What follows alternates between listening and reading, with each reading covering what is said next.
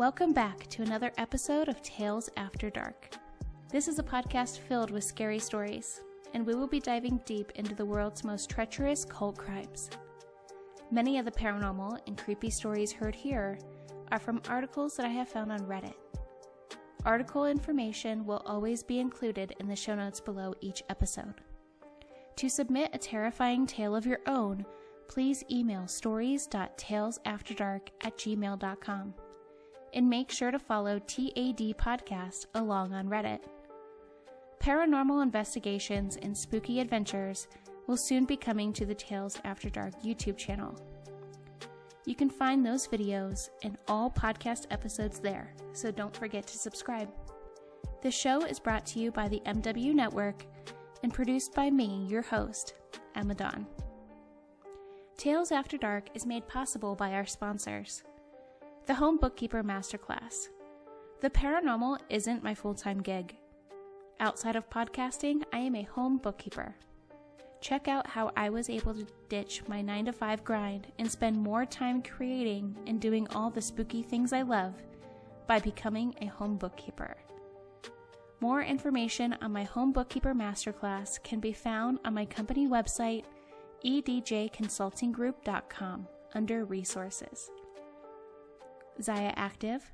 What's better than curling up in a nice pair of leggings and your Tales After Dark sweatshirt and listening to a spooky tale? In my completely biased opinion, not much.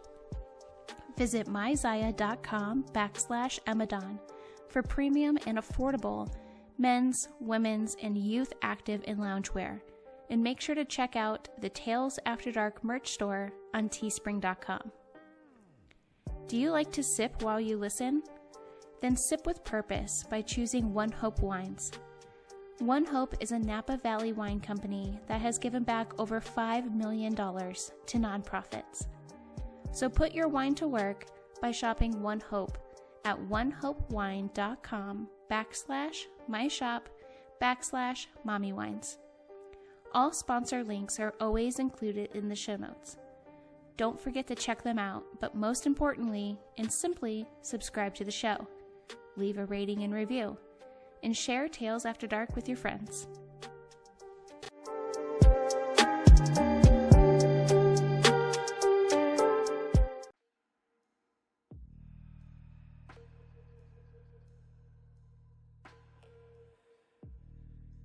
Rogues Hollow already sounds like a scary place. But then you add in legends and tales of headless horsemen and ghost trains, outlaws like Jesse James, witches, coal miners crossing the road decades post-mine operation, buildings repeatedly burning down to the ground, a baby crying under a bridge, and so many more. The eerie-sounding name seems to be quite suited.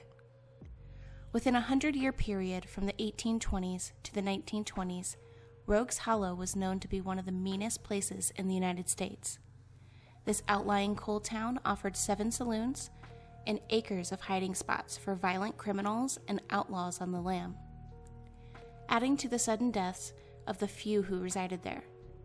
Since starting this podcast, I have been asked a lot in emails and on Reddit if I would be telling the tales of my hometown, what it was like growing up in a paranormal playground, filled with centuries of less than reputable history. The answer you've been waiting for is yes. In this series, I will be sharing all the tales of Rogues Hollow, Ohio.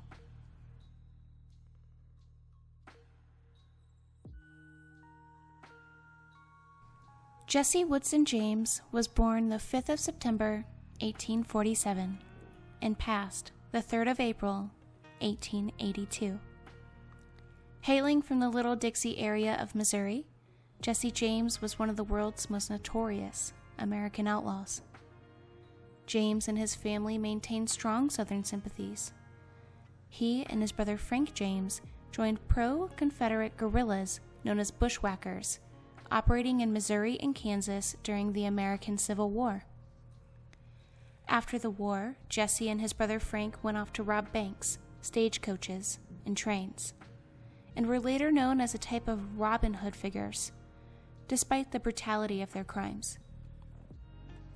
They joined with Cole Younger and his brothers John, Jim, and Bob, as well as Clell Miller and other former Confederates, to form what came to be known as the James Younger Gang. Jesse was most active as a leader of his own gang from about 1866 until 1876. On the 7th of September, 1876, the opening day of hunting season in Minnesota, the James Younger Gang attempted to raid the First National Bank of Northfield, Minnesota.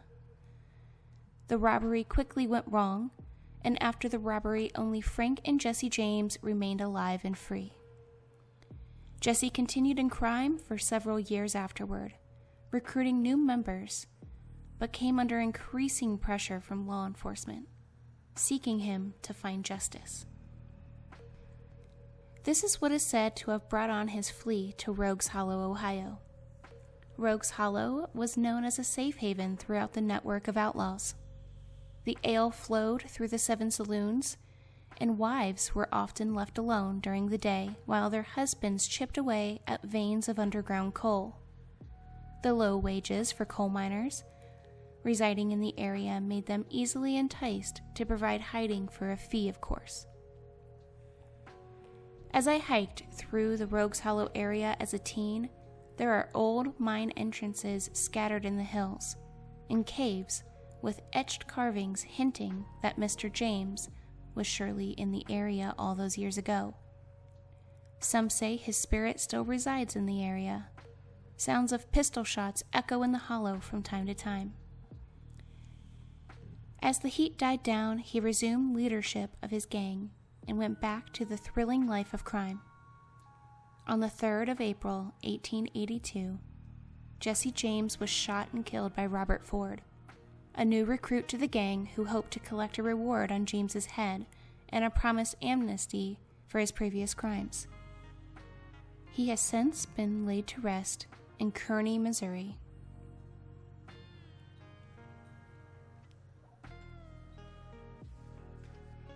If you like this story and want to hear more tales of Rogues Hollow, make sure to subscribe on YouTube or wherever you get your favorite podcasts. Feel free to follow along on Reddit, U-TAD Podcast, and as always, leave a rating and review. New episodes go live every Tuesday and Thursday, so until next time, stay spooky.